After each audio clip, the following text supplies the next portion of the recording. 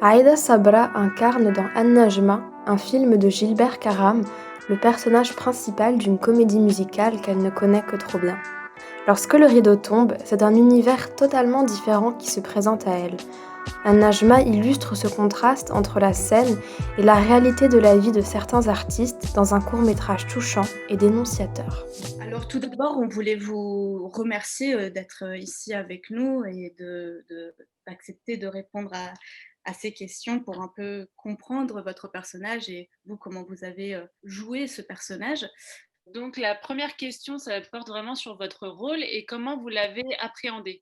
Quand Gilbert m'a proposé ce rôle-là, j'ai beaucoup aimé parce que la place où il voulait le filmer, c'était le théâtre Piccadilly. C'était un théâtre prestigieux. Il a été inauguré dans les années 60. C'était la plus grande théâtre au Liban. Il a reçu des grands artistes du monde comme Dalida, les ballets russes, la comédie française. Et même moi-même, j'ai joué sur cette scène. Alors, ça signifie beaucoup de choses pour moi. Piccadilly, c'est un symbole pour l'époque qui était vraiment très belle au Liban entre les années 60 et les années 70. Et puis, bien sûr, les fameuses icônes Fayrouz. Et moi aussi, moi-même, j'ai assisté à ces pièces de théâtre Rahbani. Ça m'a fait bouger de participer à ce film parce que pour les souvenirs qui sont écoulés, surtout quand je suis entrée sur scène. Dès qu'il m'a dit que ça va être filmé sur la scène Piccadilly, ça m'a bougé beaucoup pour prendre tous ces souvenirs, toute l'histoire, tout l'historique de cet édifice culturel, maintenant qui est fermé à cause de... il était brûlé vers l'an 2000 et puis dès cette date-là, personne n'a pris des décisions, même le ministre de la Culture n'a pris des décisions pour... Pour le restaurer.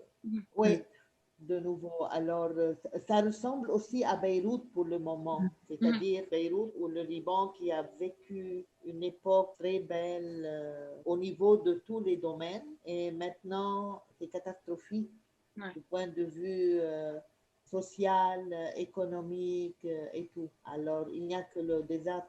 C'est dommage. Alors, le rôle, je crois que je voulais dire ça aussi en jouant ce rôle-là. Je me suis impliquée dans une idée que vraiment c'est Beyrouth, symboliser Beyrouth qui était joyeuse, une très belle ville à l'époque-là, et puis que tout le monde l'a délaissée, tout le monde, même nous autres, à un moment, on l'a laissée toute seule. Donc c'est un peu par amour de votre ville. Oui, oui. Quelle est votre technique pour rentrer dans la peau de votre personnage? La technique, j'essaye, c'est plutôt comme Stanislavski, de créer une historique pour ce caractère, d'où elle vient, essayer d'imaginer son environnement, vraiment entrer dans les détails et créer tout l'environnement de ce caractère-là, son niveau culturel, son niveau social aussi, ses émotions. J'essaie de tisser ça avec les conditions où elle se trouve. J'essaie de travailler la posture aussi avec les émotions, selon ces détails-là que j'étale devant moi pour pouvoir choisir l'exact pour ce caractère-là. Est-ce qu'à un moment donné de votre carrière, vous avez pu ressentir les mêmes émotions que votre personnage? Est-ce que vous sentiez lié à elle? Oui, à un moment, moi j'essaie que n'importe quel personnage je joue ou j'interprète, il faut que intersection avec mon expérience, qu'est-ce que j'ai vécu dans ma vie. C'est comme ça peut-être je peux l'intégrer ou trouver des choses parallèles. Non, pas parallèles. Que vous avez vécu? Oui, que j'ai vécu pour pouvoir sentir les mêmes sentiments. C'est-à-dire, surtout que ce personnage, vraiment, ça me ressemble beaucoup, puisque moi, j'ai vécu toute la guerre au Liban.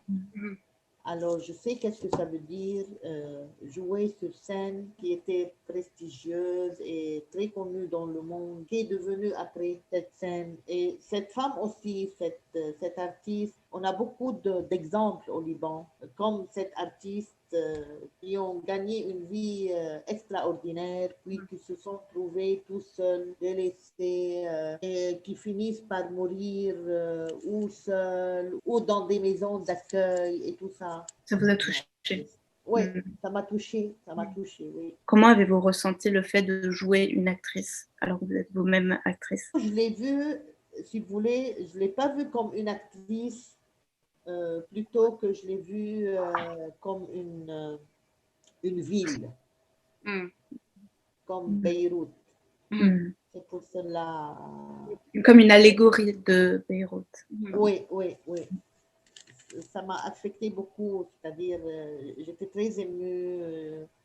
Et comme je vous l'ai dit, surtout quand je suis entrée et j'ai vu les dégâts dans le théâtre, j'ai commencé à pleurer parce que vraiment l'historique de ce théâtre aussi, ça m'a aidé beaucoup aussi. Parce que je le connais avant, puisque j'ai joué sur cette scène. Ah oui. Et puis je le connais après. Oui, j'ai joué sur cette scène où on a filmé Piccadilly. le film. Oui, Piccadilly. Alors, c'est pour cela, ce sont tous des éléments qui ont aidé vraiment à accomplir l'interprétation que j'ai faite dans ce caractère. Et surtout qu'il n'y a pas beaucoup de paroles. Oui. Et moi aussi, parce que je joue le mime, alors ça m'a aidé beaucoup aussi à vraiment interpréter sans parole avec juste les émotions et des détails très consistants et très concentrés dans les mouvements, dans les émotions. Merci pour votre réponse. J'ai une autre question qui se place à partir d'une citation de Sergio Castellitto qui dit: au fond de moi, il y a deux CV, le CV des films que j'ai faits et le CV des films que j'ai refusés. Est-ce que les refus que vous avez faits dans votre carrière sont peut-être aussi importants ou comptent aussi autant que les films dans lesquels vous avez joué? Pour moi, à chaque fois que j'acceptais de jouer, ou au théâtre, ou dans une série télévisée ou au cinéma, je choisis vraiment le rôle qui me touche tout d'abord. En lisant le texte, et quelque chose que vraiment soit différent des autres rôles que j'ai joués avant. Je prends ça comme un défi. J'aime pas tomber dans que mes rôles soient répétitifs. C'est pour cela des rôles que j'ai refusés parce que je ne trouvais pas le défi. Peut-être ils m'ont touché, mais j'aime le défi, vraiment, de faire sortir des choses inédites en moi-même, de vraiment travailler beaucoup, que aussi je suis très prudente de choisir des rôles aussi qui me fait un changement, un grand changement, que ça ne me ressemble pas. C'est pas pour vous ennuyer en plus. J'imagine que c'est intéressant de choisir des rôles qui se distinguent les uns des autres. Oui, oui, c'est ça. Qui vraiment soit distingués. Il n'y a aucune ressemblance entre tous les caractères que j'ai choisis. Vous parliez de défis, c'était quoi dans ce court-métrage du coup? C'était comment interpréter tout cet historique de ce théâtre, plutôt, et de la ville, et tous les événements qu'elle a vécu, cette ville, dans les émotions. et dans mon, c'est-à-dire dans les émotions et pourtant c'était un moment très court. C'est ça aussi, c'est-à-dire dès qu'elle quitte la scène et puis elle entre dans les coulisses, alors c'était pas facile en un moment minime par rapport aux années ou à ce qu'a vécu Beyrouth comme guerre et tout ce qu'on a dit avant, de les interpréter devant le miroir, par exemple, en enlevant le maquillage, surtout cette transformation entre Le personnage sur scène et le personnage qui était sur scène et puis elle. Oui. Et puis, qu'est-ce qu'elle va confronter en quittant les coulisses, montant sur l'escalier et sortant dehors, et elle se trouve toute seule. Alors, il fallait, si vous voulez, c'est un moment très intensif. Oui. Alors, comment trouver l'émotion exacte, vraiment,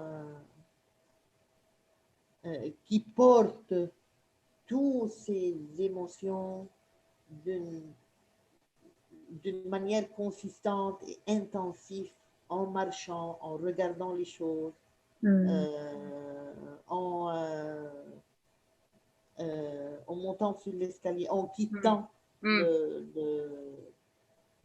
l'édifice, c'est-à-dire le théâtre, en marchant dans la rue sous la pluie.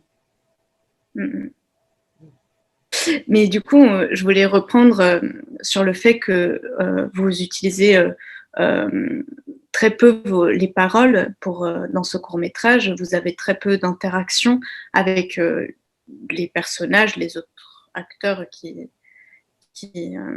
sont présents dans le film. Est-ce que pour vous, c'est plus intéressant de convaincre par la parole ou bien par le regard ou les émotions? Oui, c'est plus difficile par le regard et quand vous parlez, c'est facile parce que les mots qui vont exprimer ce que tu sens. Mais s'exprimer sans parole, c'est plus difficile. C'est-à-dire avec l'expression sur le visage, tu vas interpréter peut-être un texte. Alors c'est ça la difficulté de vraiment traduire le texte avec l'expression. Merci. On va passer à une question plus sur votre carrière et sur les conseils qu'on a pu vous donner au cours de votre carrière. Est-ce qu'il y en a un dont vous êtes particulièrement contente de ne pas avoir suivi? Non, je ne trouve pas parce que tous les conseils étaient qu'il faut travailler tout le jour. Tout le jour, à tout temps. C'est un travail qui n'en finit pas. Il faut chercher partout, il faut travailler tout le temps, améliorer l'interprétation, l'évoluer en lisant, par exemple, en regardant, et non pas dans le domaine de la culture, c'est-à-dire il faut lire la politique, il faut bien lire dans tous les domaines pour enrichir le bagage, pour pouvoir bien interpréter ce qu'on veut interpréter. Et surtout moi, parce que aussi j'écris parfois mes propres scènes, mes propres pièces de théâtre. Alors c'est pour cela il faut être ouvert sur toutes les disciplines même, surtout ces jours-là, c'est-à-dire les jours de l'Internet et des cultures différentes. Il faut savoir il faut savoir ce qui se passe partout dans le monde pour avoir vraiment où on est devenu. Tous les conseils, non, vraiment, moi, je suis tombée sur des personnes qui m'ont, surtout mes profs à l'université, qu'il faut toujours chercher, Mhm. c'est-à-dire chercher. Même si on est professionnel, on n'arrête pas là. Il faut toujours chercher des nouvelles idées, il faut faire une mise à jour de toute notre connaissance et même notre interprétation qui est déjà mature, Mhm. mais ce n'est pas suffisant. Mhm. Il ne faut pas s'arrêter, c'est-à-dire. Mhm. C'est un travail C'est vrai. qui n'en finit pas. C'est ça qui est intéressant aussi. Oui, ben, c'est ce qui nous donne, c'est-à-dire, c'est la motivation ça nous donne de la motivation, c'est-à-dire même si on ne joue pas ou par exemple on n'a pas de travail pour le moment, il faut continuer à voir, à lire, à écouter, à suivre partout. C'est comme ça. Moi, j'aurais une question qui concerne un peu les réalisateurs qui, qui ont marqué votre vie. Est-ce qu'il y en a un ou une en particulier avec qui, et qui est décédé et qui n'est plus dans ce monde, avec qui vous auriez aimé tourner et travailler? Ben, qui est décédé ou j'aimerais bien travailler plus au cinéma, oui. Mm. Oui. Mm. Par exemple, j'aime bien Almodovar, Mm. oui, ce genre de cinéma, oui. Je vais vous poser une question sur les prix. Du coup, aujourd'hui, vous recevez un prix pour la meilleure actrice au nom des regards de l'ICAR. Et qu'est-ce qu'un prix, du coup, représente dans votre carrière? J'ai eu un prix pour le même film et pour la même, mais c'était au Liban Ouais. aussi, oui. C'était un festival de films films pour les un festival au Liban, c'est-à-dire. Mm. Mais dommage, c'était 2 jours ou 3 jours après la grande explosion. Alors, c'était aussi sur Internet, ils ont fait ça, mais on était préoccupés Ouais. à suivre les nouvelles et tout ça. Et j'ai eu un prix aussi, c'était pour une pièce de théâtre en 2013. Mhm. Toute la pièce, elle a reçu le prix. Et puis, j'étais nominée aussi pour une pièce de théâtre, c'était en 1997, pour une pièce de théâtre aussi à un festival de théâtre. Et, et comme 2 fois à un festival de théâtre aussi dans les années 80, c'était comme un prix. Honoraire, peut-être? Comme, Honoraire? oui, honoré, oui, c'est ça. Oui. Pour 2 fois aussi. Mm. Félicitations. Dans le même festival, c'est-à-dire pour 2 années consécutives, c'est ça. Mm. Oui.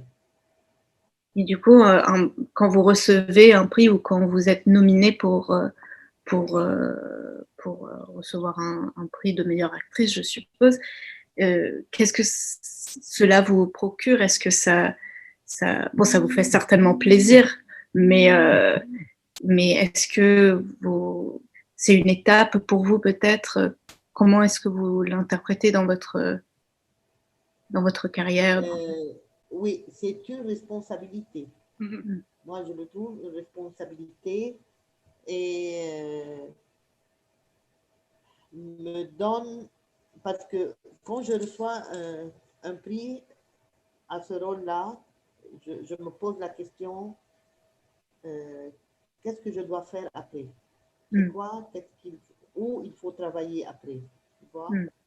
Alors, parce que le prix, c'est que tu es arrivé à un certain plafond. Alors, il Mm. faut aller encore. Ok, merci beaucoup. Et j'aurais une dernière question. Comment vous définiriez le cinéma? C'est la chose la plus extraordinaire qui s'est passée dans la vie. On vous remercie d'avoir pris le temps de répondre à nos questions. Nous, on a beaucoup aimé votre court-métrage et votre interprétation s'est vraiment distinguée de toutes les autres. Et voilà, on vous souhaite le meilleur pour la suite. On espère, comme elle a dit Camilla, vous voir au cinéma, au théâtre et partout.